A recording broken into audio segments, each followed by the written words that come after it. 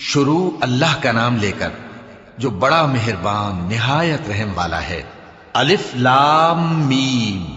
کیا لوگ یہ خیال کیے ہوئے ہیں کہ صرف یہ کہنے سے کہ ہم ایمان لے آئے چھوڑ دیے جائیں گے اور ان کی آزمائش نہیں کی جائے گی؟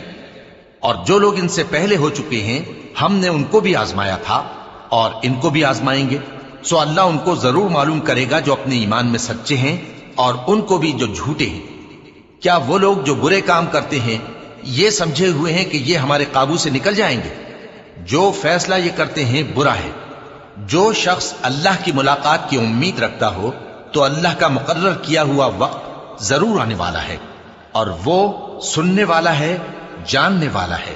اور جو شخص محنت کرتا ہے تو اپنے ہی فائدے کے لیے محنت کرتا ہے، بے شک اللہ تو سارے جہان سے بے نیاز ہے۔ اور جو لوگ ایمان لائے اور نیک عمل کرتے رہے ہم ان کے گناہوں کو ان سے دور کر دیں گے اور ان کو ان کے اعمال کا بہت اچھا بدلہ دیں گے۔ اور ہم نے انسان کو اس کے ماں باپ کے ساتھ نیک سلوک کرنے کا حکم دیا ہے۔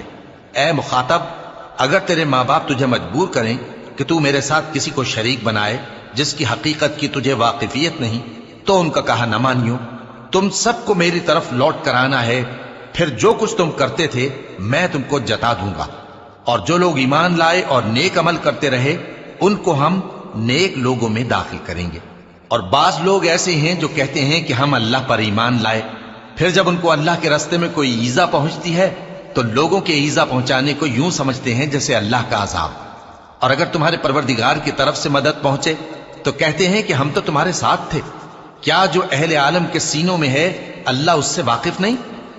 اور اللہ ان کو ضرور معلوم کرے گا جو سچے مومن ہیں، اور وہ منافقوں کو بھی معلوم کر کے رہے گا۔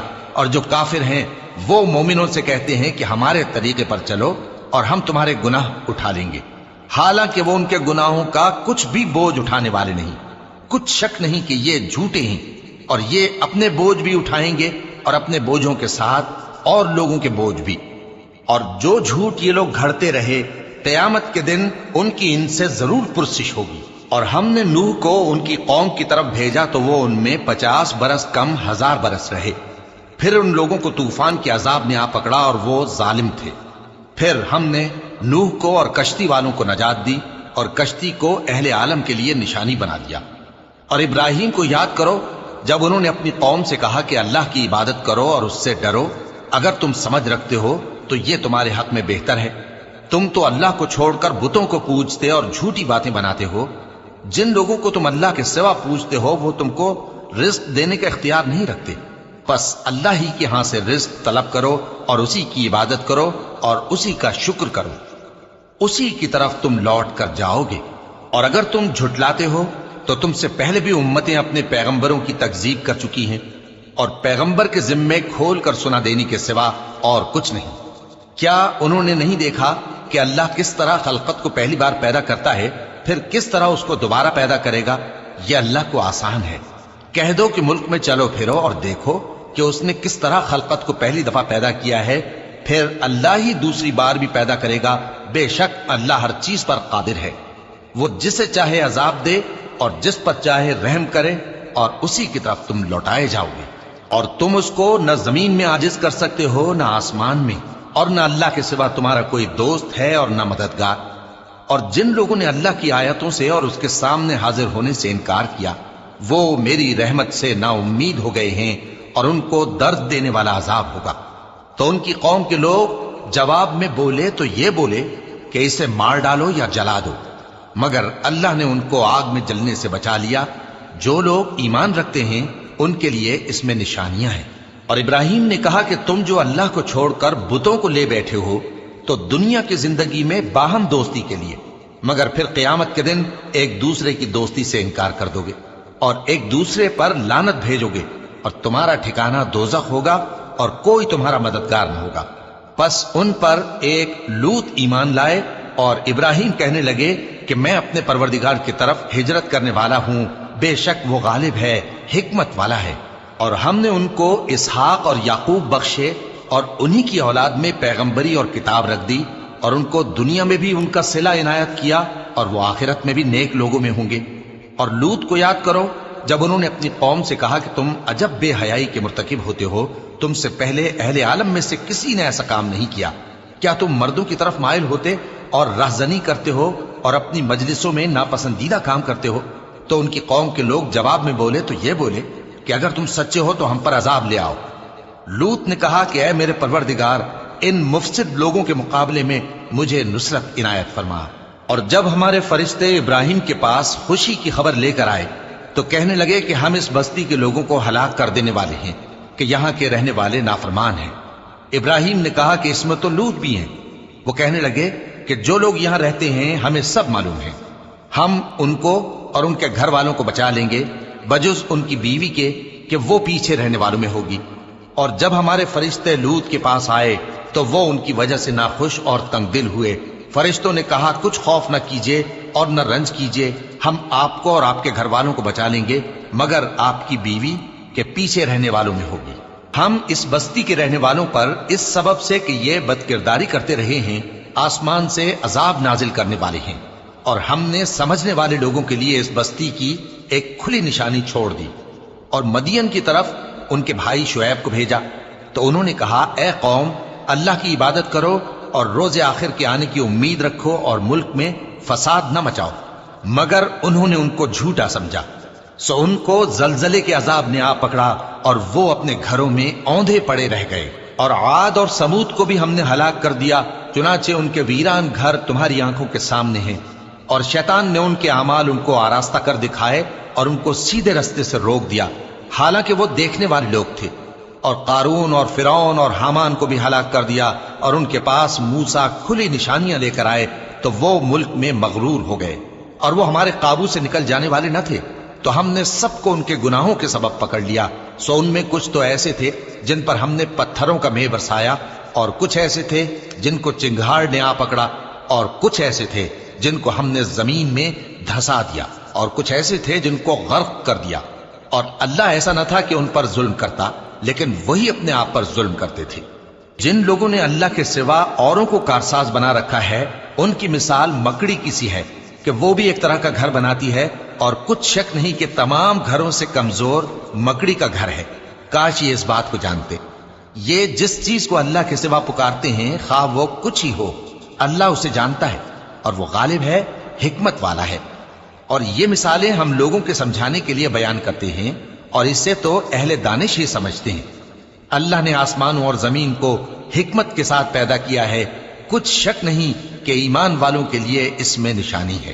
اے نبی، یہ کتاب جو تمہاری طرف وحی کی گئی ہے اس کو پڑھا کرو، اور نماز کے پابند رہو۔ کچھ شک نہیں کہ نماز بے حیائی اور بری باتوں سے روکتی ہے، اور اللہ کا ذکر سب سے بڑا ہے، اور جو کچھ تم کرتے ہو اللہ اسے جانتا ہے۔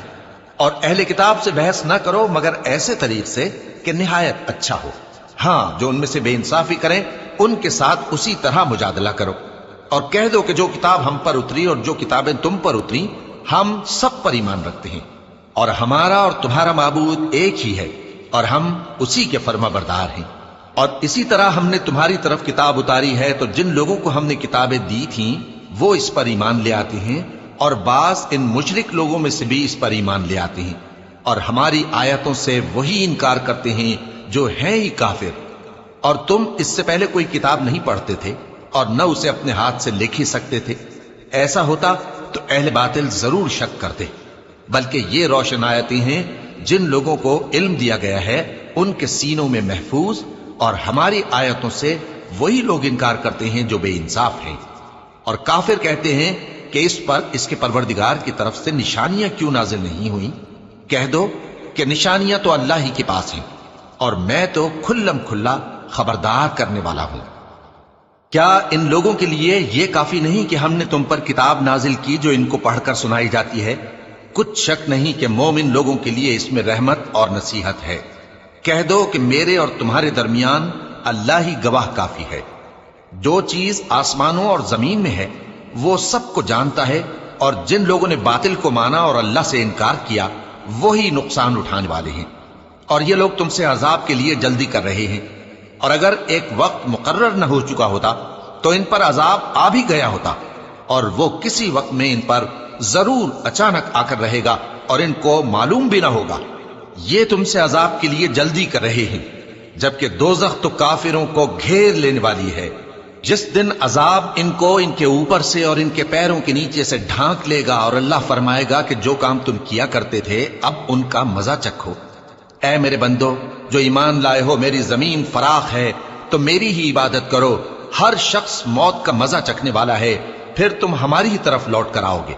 اور جو لوگ ایمان لائے اور نیک عمل کرتے رہے ان کو ہم بہشت کے اونچے اونچے محلوں میں جگہ دیں گے جن کے نیچے نہریں بہہ رہی ہیں، ہمیشہ ان میں رہیں گے۔ نیک عمل کرنے والوں کا یہ خوب بدلہ ہے جو صبر کرتے اور اپنے پروردگار پر بھروسہ رکھتے ہیں۔ اور بہت سے جانور ہیں جو اپنا رزق اٹھائے نہیں پھرتے، اللہ ہی ان کو رزق دیتا ہے اور تم کو بھی، اور وہ سننے والا ہے، جاننے والا ہے۔ اور اگر ان سے پوچھو کہ آسمانوں اور زمین کو کس نے پیدا کیا اور سورج اور چاند کو کس نے تمہارے زیر فرمان کیا تو کہہ دیں گے اللہ نے۔ تو پھر یہ کہاں الٹے جا رہے ہیں؟ اللہ ہی اپنے بندوں میں سے جس کے لیے چاہتا ہے روزی فراخ کر دیتا ہے اور جس کے لیے چاہتا ہے تنگ کر دیتا ہے۔ بے شک اللہ ہر چیز سے واقف ہے۔ اور اگر تم ان سے پوچھو کہ آسمان سے پانی کس نے برسایا، پھر اس سے زمین کو اس کے مرنے کے بعد کس نے زندہ کیا تو کہہ دیں گے کہ اللہ نے۔ کہہ دو کہ اللہ کا شکر ہے، لیکن ان میں اکثر نہیں سمجھتے۔ اور یہ دنیا کی زندگی تو صرف کھیل اور تماشا ہے، اور ہمیشہ کی زندگی کا مقام تو آخرت کا گھر ہے۔ کاش یہ لوگ سمجھتے۔ پھر جب یہ کشتی میں سوار ہوتے ہیں تو اللہ کو پکارتے، خالص کرتے ہوئے اسی کے لیے اطاعت کو، لیکن جب وہ ان کو نجات دے کر خشکی پر پہنچا دیتا ہے تو جھٹ شرک کرنے لگ جاتے ہیں، تاکہ جو ہم نے ان کو بخشا ہے اس کی ناشکری کریں اور فائدہ اٹھائیں۔ سو خیر عنقریب ان کو معلوم ہو جائے گا۔ کیا انہوں نے نہیں دیکھا کہ ہم نے حرم کو مقام امن بنایا ہے اور لوگ ان کے گرد و نواح سے اچک لیے جاتے ہیں؟ کیا یہ لوگ باطل پر اعتقاد رکھتے ہیں اور اللہ کی نعمتوں کی ناشکری کرتے ہیں؟ اور اس سے بڑا ظالم کون جو اللہ پر جھوٹ بہتان باندھے یا جب حق بات اس کے پاس آئے تو اس کی تکذیب کرے؟ کیا کافروں کا ٹھکانہ جہنم میں نہیں ہے؟ اور جن لوگوں نے ہمارے راستے میں محنت کی ہم ان کو ضرور اپنے رستوں پر چلا دیں گے، اور اللہ تو نیکوکاروں کے ساتھ ہے۔